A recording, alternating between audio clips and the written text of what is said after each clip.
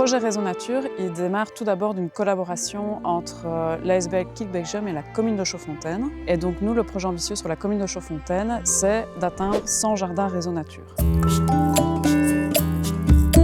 Le projet Réseau Nature, il a été inventé et il est porté par Natagora. En gros, ils veulent vraiment favoriser des jardins naturels. Pour ce faire, en fait, ils ont délimité 5 poids d'une charte. Par exemple, préserver les milieux naturels existants, privilégier les plants indigènes, lutter contre les espèces exotiques envahissantes, et tout ça dans son jardin. Les personnes ont la possibilité de signer cette charte. Ils ont 1 an pour voir s'ils respectent ces différents engagements, et au bout d'1 an, ils peuvent obtenir le label par Natagora. On a commencé l'initiative en mars. On en avait 12 et maintenant on en a 71 et donc on a encore plus ou moins 4 mois pour atteindre ce fameux objectif de 100 jardins Réseau Nature.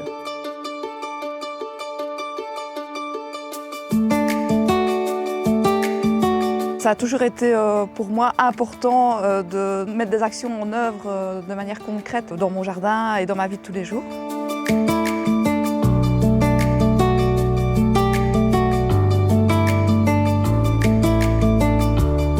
On a emménagé dans cette maison il y a 5 ans. Depuis 2-3 ans, on a commencé à transformer le jardin pour laisser plus de place à la nature, à la faune et à la flore sauvage. Ça a commencé d'abord en prenant conscience du mouvement En mai, tonte à l'arrêt. Et donc j'avais commencé comme ça à moins tondre le jardin, à laisser des espaces monter et voir quelques fleurs.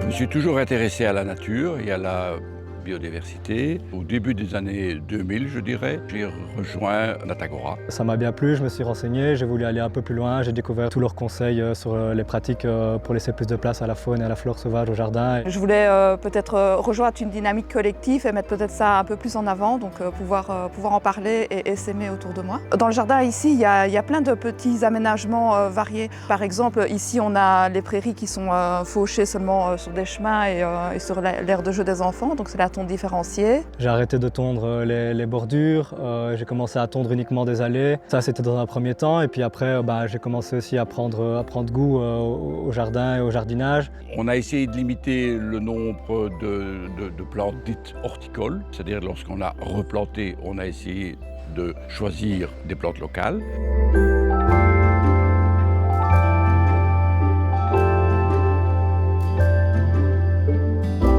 Le lierre, c'est super intéressant pour les pollinisateurs parce que ça fleurit maintenant en fin de saison quand il n'y a plus beaucoup d'autres fleurs. Et alors ça fait des fruits au printemps que les oiseaux vont pouvoir consommer. J'ai sursemé une prairie fleurie sur la pelouse existante avec des semences de fleurs indigènes, planté tout un tas de plantes comestibles, des petits fruits, des fruitiers. On a également construit ou bâti une mare qui a aussi fortement contribué à la biodiversité dans l'espace. Alors moi, ça me permet d'être alignée, je vais dire, avec ce que je fais. Et puis c'est de l'émerveillement aussi de voir les oiseaux, les insectes, les fleurs et toute cette nature qui s'épanouit. Donc j'ai 2 petits-enfants.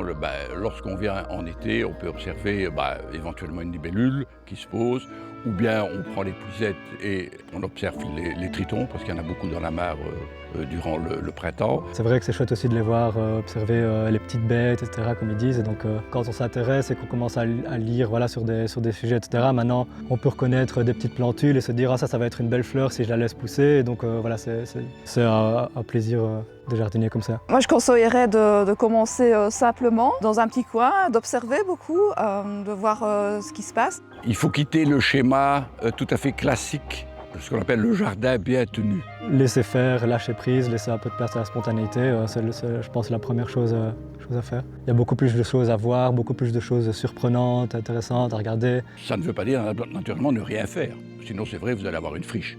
Mais si vous intervenez de manière plus limitée, plus raisonnée, vous allez voir qu'au bout du temps, mais il faudra peut-être plusieurs années, votre jardin va s'améliorer et surtout la biodiversité va être favorisée.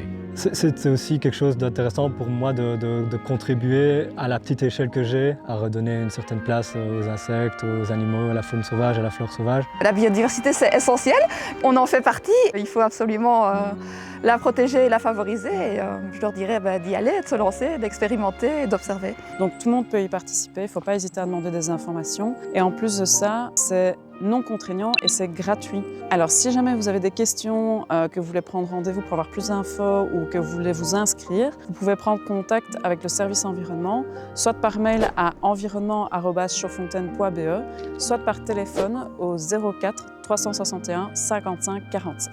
Et est-ce que vous êtes prêt à rejoindre le réseau Nature Chaufontaine ?